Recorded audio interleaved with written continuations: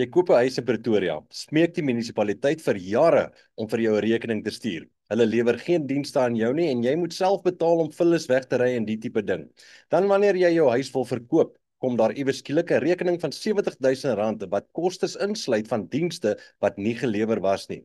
Jy moet betaal, anders kan jy nie jou huis verkoop nie. Klink soos net nog 'n storie, maar dis die werklikheid vir menigte inwoners onder Pretoria se munisipaliteit. Cyril sê dankie aan Hoofstroom Media dat hulle nie misinformasie versprei soos sekerlike burgerorganisasies nie wat ons land in die gemors gedompel het by Amerika. Hoofstroom Media moet weer onder 'n hofbevel aan 'n burgerlike organisasie om verskoning vra oor dat hulle lieg. Eish, né?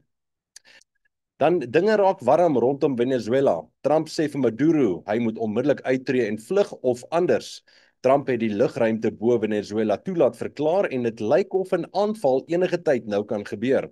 Rusland het natuurlik gesê hulle sal vir Venezuela verdedig. Mooi loop.